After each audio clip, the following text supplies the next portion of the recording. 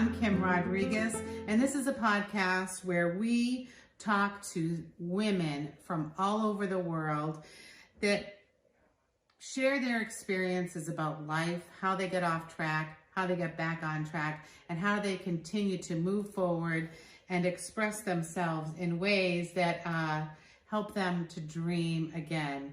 Today I have a very special guest who's very near and dear to my heart, Elara Bigler. Welcome, Hola. Elara. Hola. Elara's here, and she has a very, very interesting life and a very interesting story. And she, wants to let you know that you can be 100% you. Yes. Right? Absolutely. And you can be successful. And one of her favorite sayings is, you don't have to be vanilla. And I'll let her talk to you about that later. I don't know if I'm vanilla. Girl, you're not vanilla. And you are not vanilla. But we'll be getting back to that in a few minutes. Anyways, she has a small business, and I want to hear more about that you only started a year ago. Is that right? Yes. Tell me about that. So I actually have two businesses, but this one, the one you're speaking about, is Double Ink Notary Services. And what that is I'm a mobile notary closing agent.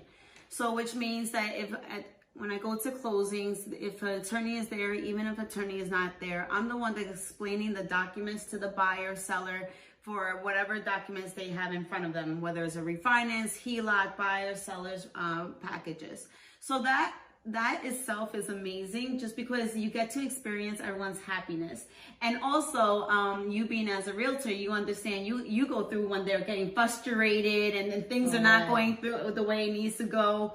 I get them at the end. They're so happy to see me. They want me there, and it's amazing. And what a lot of people don't even know is they could do the closings at their house. So the fact that they're in their pajamas doing a closing for a house, to them is so mind-blowing that they love the whole experience. I do. I love it. I've actually done a closing in Florida. I live in Massachusetts and Rhode Island now. But yeah, having the traveling notary, a lot of people don't know that they do it. And it's not just for closings, right? It's for other things. You said something about doing fingerprinting. Yeah. So, I mean, it's, I do closings, I do general notarizations, I do apostille documents that need to be outside the country, that need to be authenticated. And yes, fingerprinting, mobile fingerprinting. So a lot of things where people need background checks, I help them out with doing the fingerprinting as well. So it's awesome being a notary. It is. And I love women in business. But not only do I love women in business, I love women because we're women. We bring life into this world. Yes. Whether we're moms, sisters, or not, we are human. And that's what I want to really get into today. Is tell me about the human side of Elara and Elara Inspires.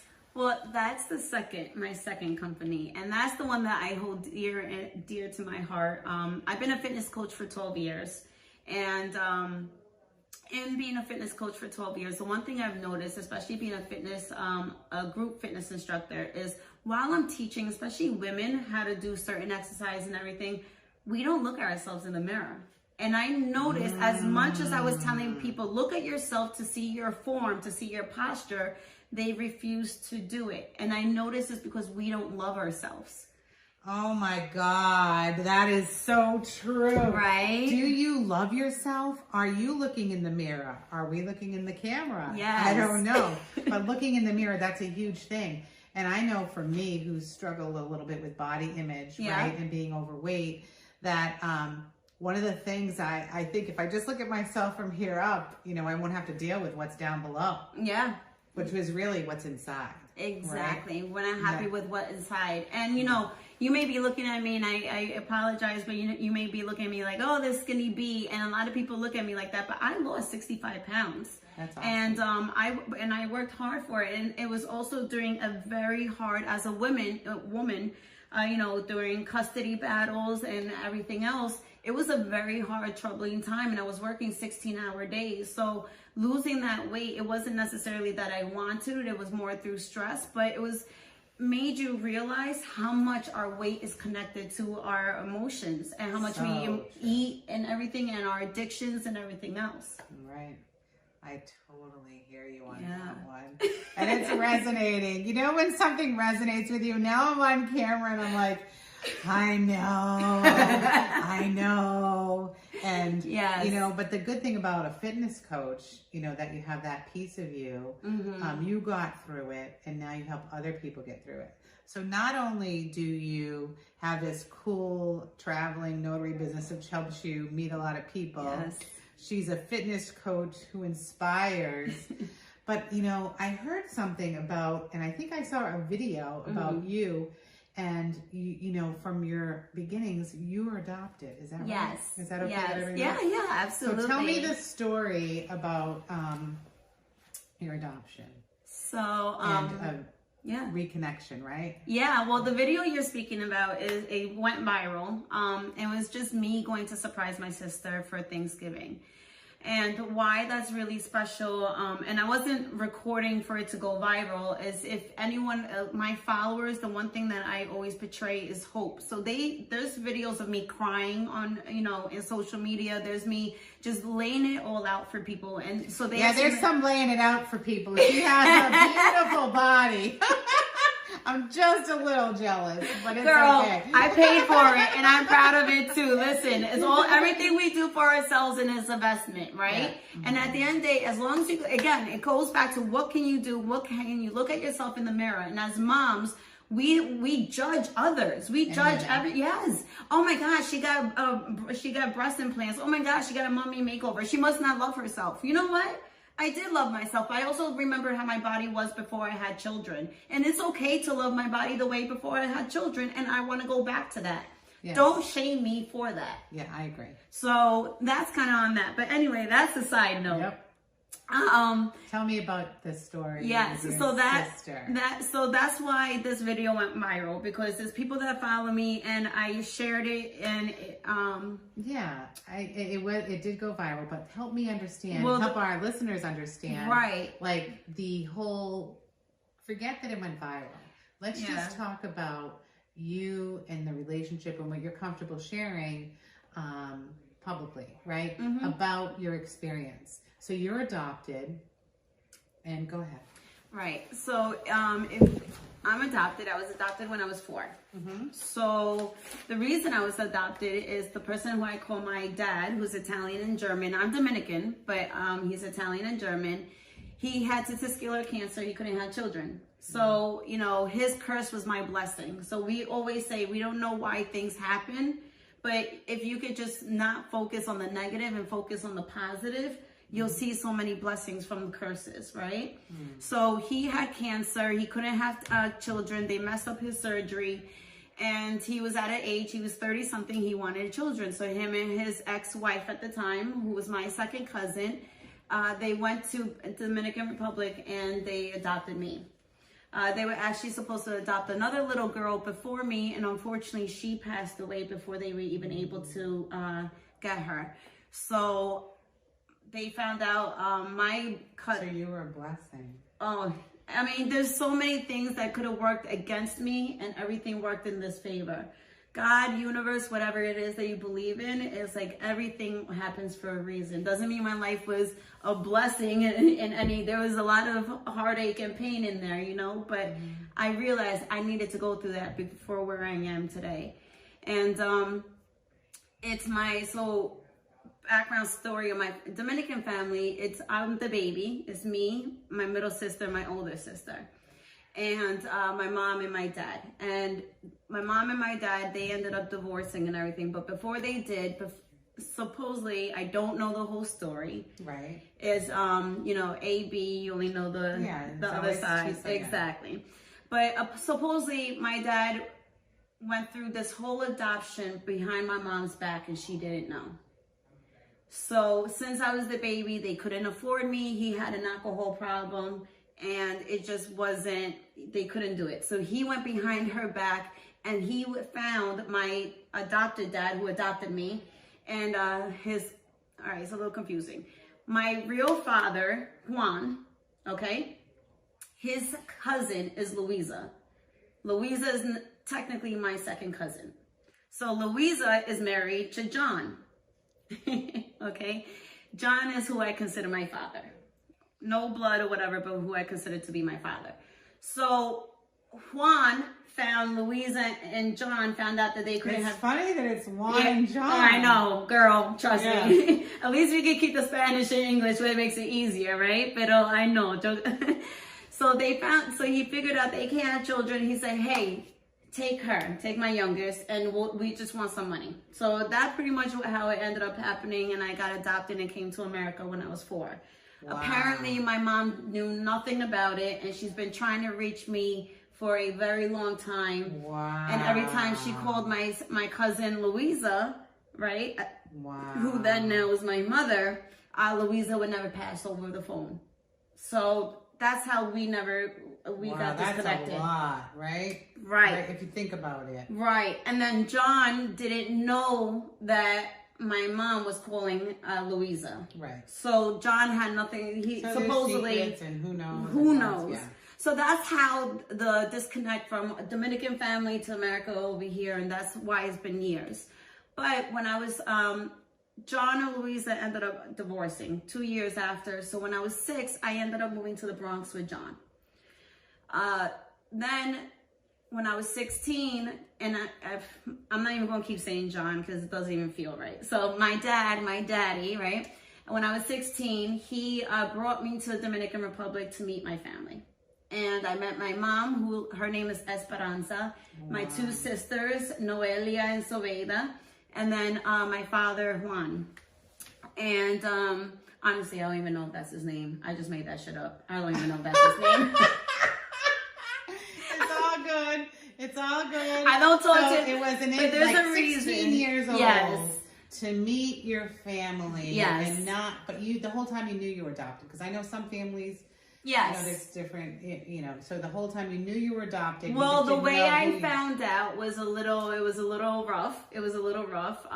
It was, my cousins I was always the one that got picked on in my family. And I think I was like 6 or something, 5, 6 or something. And they were like, "Oh, that's why it's not your real mom and dad." And then I went to my dad and I'm like, "What?" And I mean, realistically, it was only a year later, but when you, as a child, and I think a lot of people can resonate with this, when you go through a lot of traumatic things, like there's a lot of things in there that I'm leaving out. Right. So when you, as a child, when you go through traumatic things, there's a lot of things that you end up forgetting.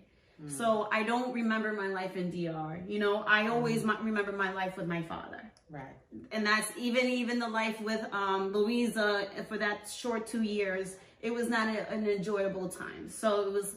I remember my life with my father, Yeah. So fast forward to the reconnect. So 16, you meet your family. So we meet. And your mind's probably blown. There's a lot going on. Who knows all of that stuff? There's feelings, there's emotions, there's other stuff. And then you come back to the United States. And then what happens? I go back on my own when I'm 18. And I, again, see everybody. And family drama happened. Family drama happened. That happens. Yep. A lot of people. Family drama happened. And it was just, I knew that I needed to set boundaries. And I knew that as much as they're my family, as much as I love my mom, my father, I quickly realized there is no real connection between us. So I just let that relationship go very quickly. Which is interesting that you were able to do that. To let it go, right? Well, if you think about it, I never really had a relationship with any of them to begin with. So to let something go was but not. Sometimes people have this desire. Like I had a friend who was from Korea, and he for years he knew he was adopted. He loved his family, but he didn't want to hurt them. But he wanted to see who is this family? Who right? And to feel a part of that, and he wasn't going to go, and then all of a sudden I'm like, just go. You want to go, your family will understand. You love them, they love you. Yeah. Go, because if you have the opportunity to do it, go. And who knows what will happen. It may be positive, it may be negative, but at least you won't have to have that lingering. Yeah. That desire to say, or whatever you think, because I'm not adopted, so I don't know, what feelings you would have as a child, as a young adult, and reconnecting, not connecting. But I would assume it's not an easy thing, right? But the people who adopt you, I hope, and it sounds like he loved you to death, right? Yeah, exactly. And I hope did he meet his family or? Yeah, he did. You see, Yeah, that's so awesome. wonderful. Yes. Yeah. Yeah, for me, the one thing I've always, yes, that's difficult, but life is difficult. And I unfortunately got to experience that very young, that you just learn to accept some things and things that you cannot control. And that's just something, if you can't control it, you can't control it, but definitely when you can control it. And I was able to meet them and everything. So that's why I went when I was 18. It didn't work out. But hey, now I can control the boundaries that I set forth. So that's why I always teach women in general. Set boundaries with your kids, set boundaries with your spouse, set boundaries in your business and your personal life with best friends, everyone. We all need to set boundaries. So fast forward, now I did get to see my mom. She did come to New Jersey 10 years ago, and I saw her for one day real quick, and it was good to see her. But I was still very strict on the boundaries. So they didn't have my cell phone number. We only connected via Facebook. That's the only way I allowed connection. And my sister moved here to Pennsylvania 3 years ago, and from the Dominican Republic. From the Dominican Republic, and I realized with her, now it's different because now she's American, and it's like you realize what people are not using you in a certain, because third world country, unfortunately, they think you're American, you have a lot of money regardless. You could be, it doesn't matter what class you are. They're not going to understand it because it's a third world country. And of course, send me money, send me this. But now it becomes more, are you a financial person or do we have a personal relationship? So that was one of the boundaries that I set, and I made sure that everyone understood. So once my sister was here, I understood that she understood the American life, and hey, not everyone's rich. We're not here to be a financial giving, you know what I mean? Like I'll give emotionally because I could do that, but I can't give financially if I'm here to give for myself and my son at the current moment. Right. So, but we still haven't seen each other, and we just talked a little bit through Facebook, and she tried and everything, but I kept the boundaries. And her husband reached out to me this year, and he said, listen, your sister doesn't have family here. I would love for you to be able to come and see her. So I looked in, it's a 4.5 hour drive, and I said, all right, but don't tell her, let's make it a surprise. So we came, go ahead. So I just want to, add, I know, I don't know. So you didn't have any other children. It was, you were like an only child with John, your father, right? Or were there other children in the home? And if it confuses it, it's fine. It's a little confusing. You're better off just, yeah. So anyways, I had always wanted a sister. I'm the oldest and only girl. And it's something that, I guess if you don't have it, you feel like you want it sometimes. Yes. So did you have any feelings like that? Did you want to have the relationship? Or, I mean, I know some things that happened, but did you want to have that relationship? Like, how did you feel when he asked you? You said yes, which was cool. I thought about it, and asked my dad, he passed away 2 years ago. Thank you. He died during COVID times, and it was one of the hardest things that I've ever gone through, and that experience made me realize that life is extremely short. And my dad was one of the people like grab the bull by the horns, or grab your bulls and just do it. However, or as he would say, honestly, grab your bull, because he only had one, But he was amazing in that. He always showed me, he was going to Cuba, he was meeting women in different places. He was just living his life when he had it. And that was one thing that he taught me to do. And I said, you know what? I needed family. My heart needed family after that. And it was like, I longed for it. So to see that my sister is here, that is not the same mindset, that we can understand each other's boundaries. Yeah. I felt it was an appropriate time to finally do that reunion. And I'm so happy. We're both of our hearts truly needed it. Oh, yeah. So good. Yes. So you got it on video and it went viral. Yes. And are you still, so this was this Thanksgiving this year? Mm-hmm. Wow. Yeah. And are you still connected? Yeah. So we're still connected. I mean, she is awesome. The only reason I know you guys asked for her is because she only speaks Spanish, and she is a hustler. Her husband, he's in real estate as well, which is so awesome. So to be able to go there and talk as investors and flippers, it was so awesome. Nice. But he also has a business of the trucks, and they carry the cars, like the 10 car loads. Oh, yeah. Yeah, my sister, who is shorter than me, and I'm 5 foot, and I'm 5 foot, she is loading these cars up on that tractor and everything. And it is so dope to watch her do it. She is a hustler, and it's so cool to see them like go at it. So right now, they don't have like a set schedule. It's kind of random. They get home late, so. Yeah. Do they have kids or no? No. So, but they do have their own separate kids. Yeah. And now they're both older. So she's about to be 40. Her husband's 50, or soon to be husband's 50, 54. So their kids are older, and exactly. So they're living their next life, right? Exactly. Wow. Families and COVID and death and reconnecting. Yes. I think that's something that many of us are craving these past few years with COVID. And I hate talking about COVID. I don't know, but it like took us out of business, right? Yeah. It took us out of people, and we were forced to be isolated, right? For quite some time. And even now, sometimes we feel isolated. Yeah. And I don't know if I probably shouldn't talk about this because I'm not an expert in the field, but we do value connection, right? You had that craving to have connection. And I do believe that if we weren't put on this planet to be alone, right? Mm-hmm. I think that if we were, then there'd only be one of us, right? But we're meant to have relationships, and relationships aren't always easy.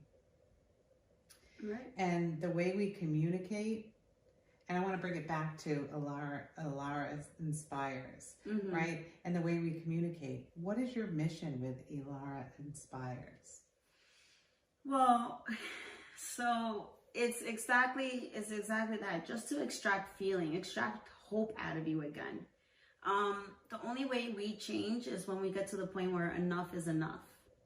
And if we don't get to that point, then we're not going to change because our mind is not set to change.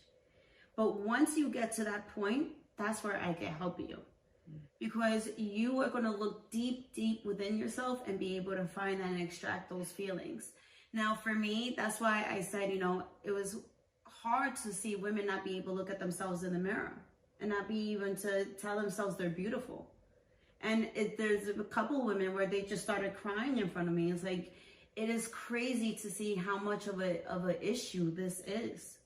And my biggest thing is, like, people see me, and right now my hair is growing, but I have my hair even a lot shorter than this, as you know. And I love it. Thank you. And I absolutely love it, but I have gotten But not people. everyone can pull it off. Well, I don't think. And not even just that, I have gotten people, do you have cancer? How long have you been on chemo? Do boys really like you? Is that do guys really even like that? Is that a thing? And it's like, there's something for everyone, but I don't even know why they would say that. So right. How do you respond to something like that? I laugh. Yeah, because if you internalize it, then you start not having negative self-talk. But wow. I remember I went down the street and there was like these 10-year-old boys, and they're like, "You're ugly. Oh, you boy-headed ugly." And I was like, wow, what are we doing with society? What are we doing society? But you know what? It's like, if that happened to me maybe 5 years ago, maybe I would have been a lot more and crying or a lot more upset. But I laugh because it's like, man, your self-hate sucks. Yeah. I still love myself. And I think it's... Yeah. What you see in others, what you're projecting in others is what you really see in yourself. Yeah. So they're not really, even though they're looking at you and seeing something different than what they're expecting, it's a reflection of themselves, their self-view. So you're right. Yeah. So it's good that you didn't cry. Did it hurt at all? No, because even that guy, do boys do like that? I'm like, no, men do. Men do. But I obviously am not your type, and that's okay. Right. You know, it's once you show them there's no, you're not going to extract that emotion out of me that you like, and yet I'm still somehow intimidating to you. My power, my aura is still demanding you to have to stand there and try to say something to me, whether it's positive or negative. And I appreciate you for that, but I'm going to let you stay with that feeling. That's not my feeling to be with. That's a boundary. That's a good boundary, right? Exactly. A lot of people need to understand that. Mm-hmm. Huh. And what advice do you have for the audience? Do you have any advice, or do you have any words of wisdom? And then I'm going to look over some of these questions, because I'm sure there's some questions I have on here that I want to ask you that I may have forgotten. Well, the one, I guess I'll answer the vanilla thing. You're like, oh, the vanilla. I knew there was a big one. There was a big one. Yeah. But before you go into the vanilla, can we save that for the end? Sure. What is your biggest life lesson? Biggest life lesson is exactly that. Once I was able to let people's judgments go, that was the biggest thing. And we may say that's so elementary, we all know that, right? So here's a little thing, you know this, but a lot of people don't, especially for women. My child does not live with me. No, I'm not a prostitute. No, I don't do drugs. No, there's no hate between me and his father. None of that. You know what I mean? It's because I became a single mom and I had to work 16-hour shifts. As I said, my daddy is pretty much the only family that I had here in America. And he definitely was not fit to babysit regardless. But he was in Honduras living his best life. So it was, once me and his father finished, it was a thing of, do I fight to tooth and nail and death to have my son, but he be in daycare for 16 hours? Or do I let him be with his father and his whole big family, and he's surrounded by absolute love, which will allow me a chance to actually step up as a mom and as a woman for myself and for my son, and he can actually see two happy parents instead of just one. Yeah. So once I was able to let that judgment go, because there's a lot of women, especially, as much as we love to praise women, we have to also acknowledge that women are the ones that are the quickest to shut you down. And we shouldn't be like that to each other, because that was one of the things I've cried for years. And now, honestly, if you don't like it, whatever. My son is beyond happy. Yeah. Well, you experienced a lot in your life, right? And you know how important it is to have those connections. And you still connect with your son. Yes, right? absolutely. Yeah. And I know it's a hard decision, but you weren't doing what was best for you. You were doing what was best for him. Yes. And you're right. A lot of people struggle with that. Mm-hmm. Single moms, people going through divorces. They're fighting for what? Right? Yeah. We need to fight for our relationships. We need to be open to say what is really best. Mm-hmm. And I'm proud of you. Thank you. I just want to cry. Don't let's ask another question. Biggest life lesson. Wow. And you can't you can't live your life based on what someone else thinks you should do, that you should be, or that you should have. Yeah. You have to live your life based on what you feel is right. Exactly. Right? And yeah, we need guidance, and we need coaches, and we need people, and we need relationships. But yeah, take the judgment out. That was one of the things my grandmother always said, never judge, never judge. So I personally live my life to never judge. And I think that I'm very open with people, and I accept a variety of people in my life because I think I don't judge. And I'm open to hear how other people think, what other people feel, because I'm not them. I don't know what they're experiencing. And, every day is a lesson and every day is a gift. Yes. Oh, so it's really powerful stuff here. So I think you have a great event coming up. Is that true? Well, you know it's true. Tell me more. Tell me more. Well, the way I know you know it's true is because you're going to be one of the speakers. But yes, millionaire mindset. And so I had my first event. Again, I don't know if people know this, but I just moved to Rhode Island a year ago. With Double Ink Notary Services, in just a year, I was able to get to 5-star Google reviews. 146 5-star Google reviews. Yes, there we go. Now that sounds a lot better. And with that, I was able to make an extreme amount of connections. So even like knowing anyone right now is all through networking. People always like, oh, family, friends. No, networking. I came in this knowing no one as a stranger. But my first event I had was in October. And I had over 60 people show up and professionals. We had a speaker panel. It was amazing. We had a performance.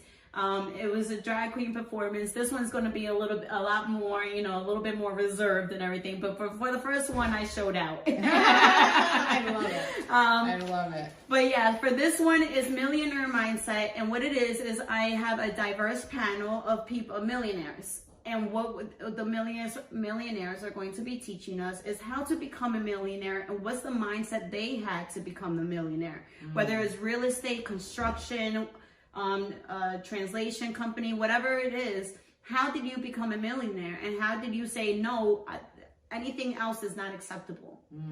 So I think, especially in networking, we're all entrepreneurs, mompreneurs, and we're like, we all want, that's a goal that we say we want. So I want to bring that together. And how do we make that able to happen? I love it. So when is that coming? So that's March 8th, and it's going to be 6 to 9 at the George. Nice. Yes. I love it. I'm so excited. Yes. All right. How can we get tickets? So I haven't put anything official just yet. I will be meeting with them next week. So now the thing is there's only a limited amount of seating. Yeah, limited seating. Yeah. So get your tickets. Exactly. This is going to be a huge event.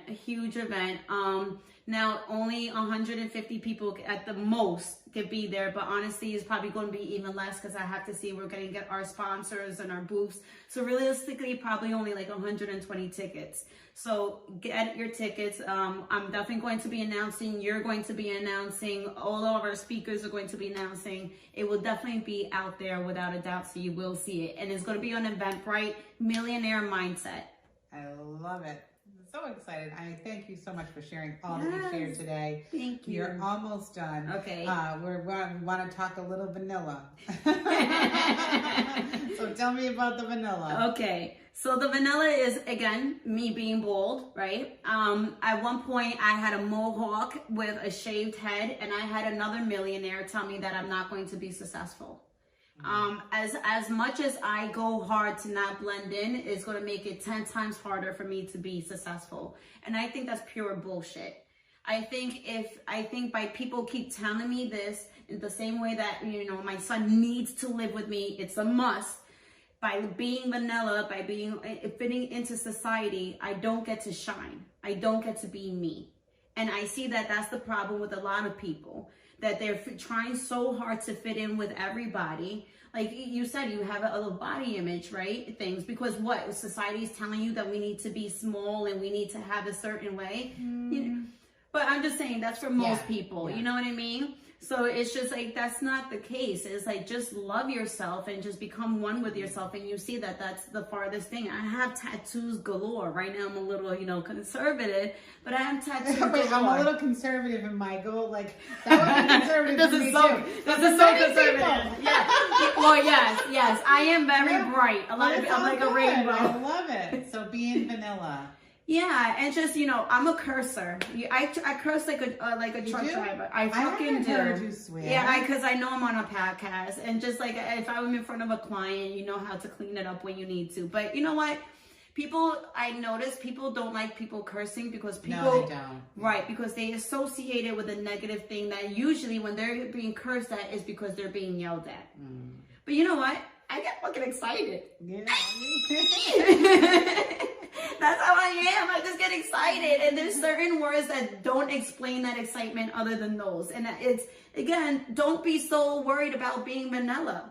And it's like, you know, if there's a conservative person that doesn't like cursing, I completely get it. I'm just not that person. And you're going to be them. Respectful for them. Absolutely. Right, which I appreciate that. Absolutely. And when you're in the presence, you absolutely stay respectful and everything. But it doesn't, and another thing about being successful, not everyone needs to be your client. Right. So I'm going to be respectful to that person, and I'm going to absolutely make them feel comfortable as much as I can, right? You do a great job with that.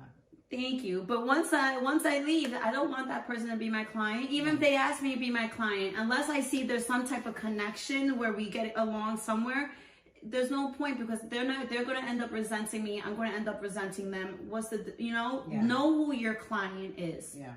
And know yourself, right? That's really the message right. of vanilla is, know yourself, because it takes a lot to really dig deep and to understand like who you are versus what you've been told you are, or what you're, how you grew up and what you think you are and what other people's perceptions are. Who are you? And who are you isn't always what you see on the outside, right? Right. And I think I told you about that, how I have that vision of, home, right? So we're all trying to find our way home, and we're all at different levels. And our home isn't the physical presence of your home. It's the physical essence of you. And who are you really? What do you stand for? And who are you deep down inside when no one else is around? Be that person. Be Elara inspires. Yes. Be those bright, shiny clothes with the mohawk if that's what you want. But also be respectful. I think you can have both. Absolutely. Yeah. And because we don't need to fit into this box. When I was younger, I don't know why, but I always thought, labels. I had a hard time understanding, and I think I still do, which makes me seem a little naive maybe, but I had a hard time understanding labels. Like when people classify people. Okay. Right? Yeah.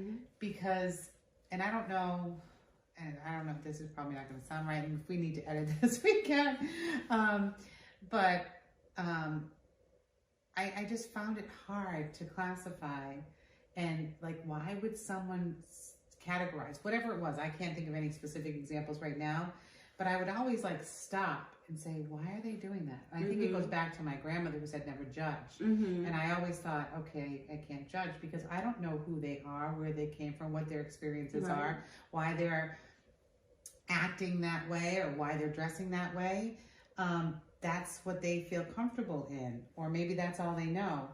But labels is something that I don't understand. Like, I'll ask like silly questions like, I don't know, I can't think of any now, but I'm going to let that go. I'm just going to let that go. So don't judge, be you, and just know there's something special about you, right? There's something special about each and every one of us. Exactly. And if we can understand that about ourselves, if we can understand, there's things that we do, that we say, that are unique to us individually, right? And we have these strengths that we don't even realize we have sometimes, right? And that's where we shine. Yes. But we take it for granted. We think that it's not that big of a deal. Yes. But then other people around you are wowed by it, right? Well, it's funny that you say that, because you told me something, and what other people told me is like, hey, they're like, you say, you're amazing with connecting people. Because I'm always, as you know, I'm always doing coffee meetings. I'm always doing one-on-ones, and that's what I realized. What I call myself is the connector, the bridge maker. Because And I don't go off, what profession to what profession. That's cool, but that's not going to make a relationship last. Because now it's just sales to sales, right? But once you put personality to personality, that's where because you guys may not do anything. An opportunity, right? You guys may not do anything, but because you guys have that bond, and now you guys are making something a whole brand new thing. It's just the possibilities are endless. Yeah, I agree. I love it. I love it. I love you. I love you. I love Crystal, who you can't see, but she knows who she is. And I love my family for helping me set up this area, because without Krista, without my family, without all of you, we wouldn't be here. So thank you. And I hope you come back and watch us on Dream Again, where we'll have exciting women telling their stories of triumph, telling their stories, their challenges, and helping you realize that you too can dream again. Love you.